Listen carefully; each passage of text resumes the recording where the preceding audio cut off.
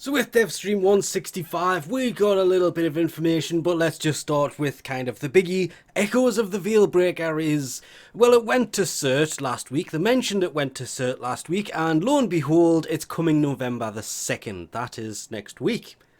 On all platforms, obviously the Scout Landing Craft is confirmed to be behind Chipper, and you'd better get those stocks ready because out of everything that's coming in that, to be fair, the ship's probably the better of them.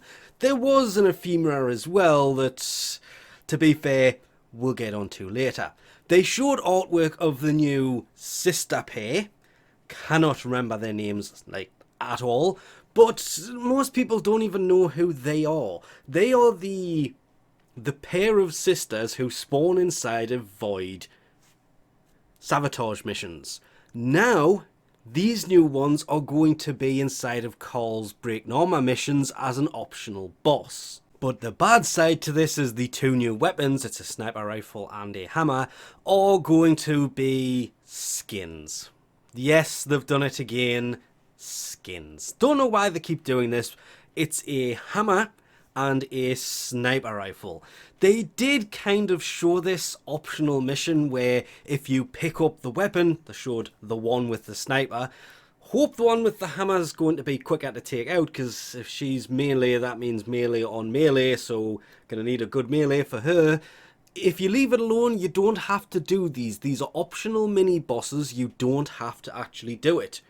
But they do look fun. The weapons as skins was a shame though. The actual weapon is something they could have... Oh, the Renok hammer skin does look really nice. And they could have even just put the skins into Chipper's rewards instead of in the marketplace where these things will be when this update goes live on the 2nd of November. They also mentioned Aviri, but the sad thing is, it's not going to... Yeah, they've moved it to 2023. Saw this coming when they said, and they insist on seeing it by the way, winter 2022.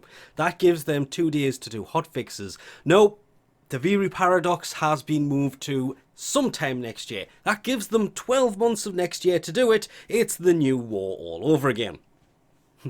So let's just quickly move on to, you may have noticed it there, Lua's Prey instead, confirming the 51st Warframe has been plucked from the Deviri Paradox and will be coming in Lua's Prey, with the Void Shell for Frost.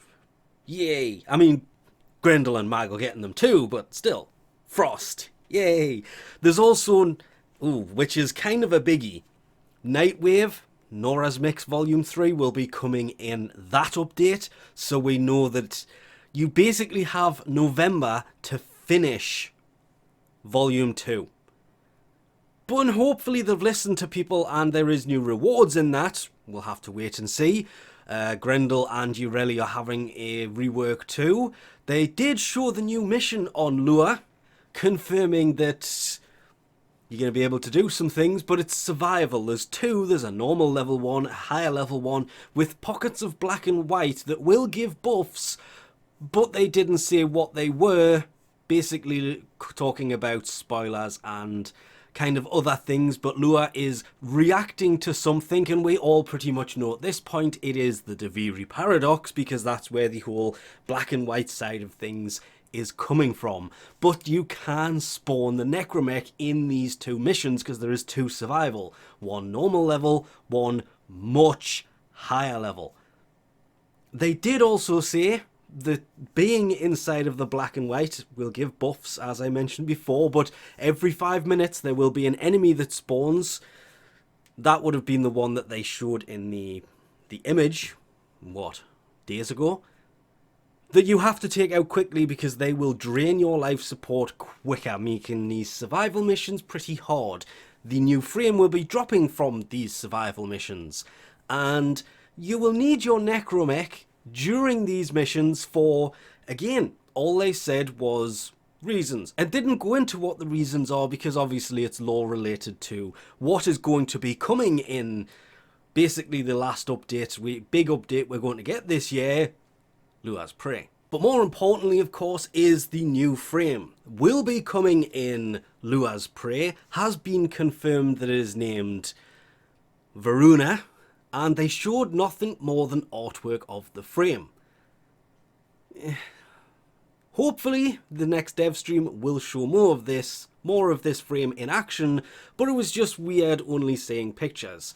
The variant for the new frame will of course be coming with her, and it will go into detail about her 4 abilities, her 4 wolf heads. That the 4 runner-up names are going to be the name of the heads. She's not going to have a passive.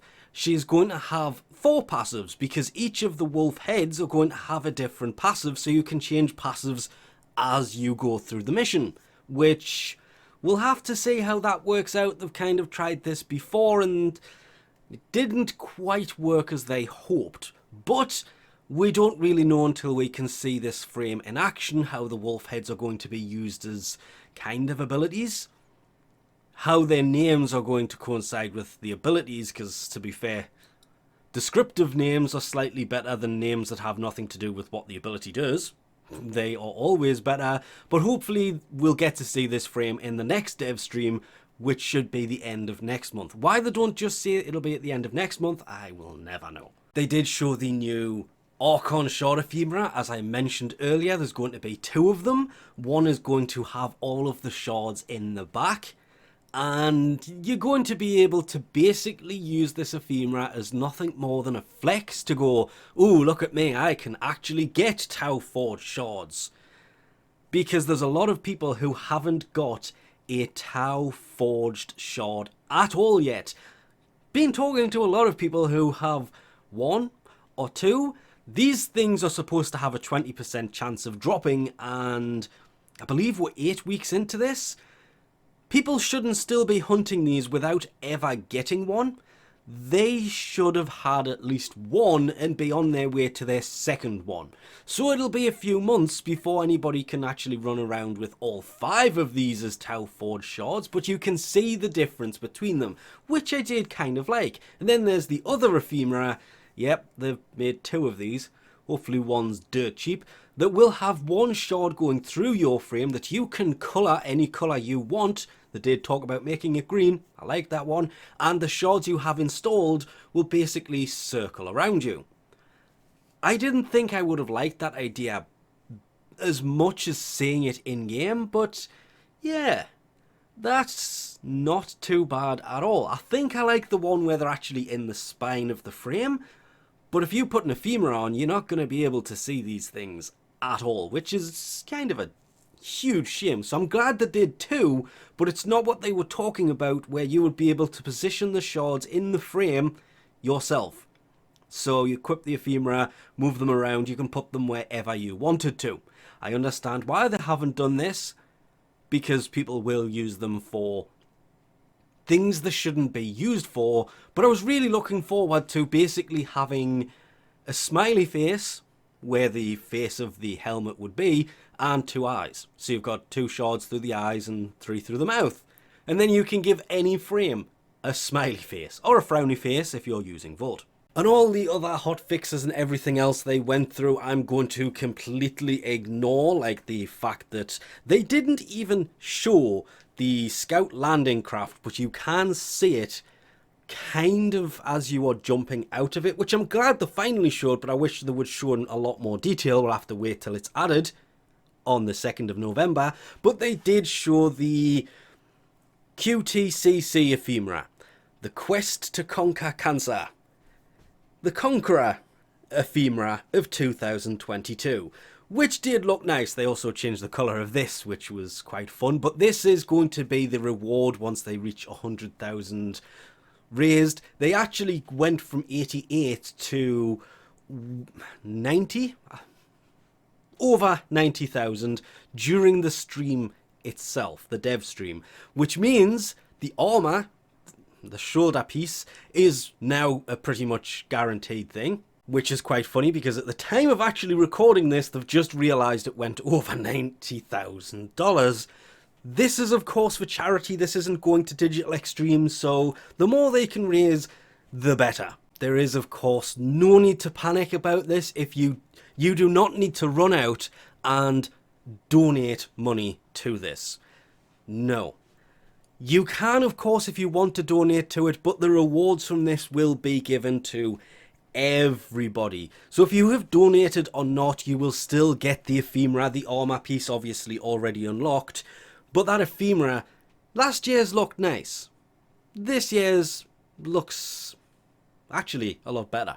And of course, lastly, we'll have to mention this, the whatever they are actually calling these things, the protokol skins for your secondary. These were shown a long time ago and are finally being added. These are an ancient look for a reliable pistol. Yeah, they are old style skins for futuristic ninja weapons.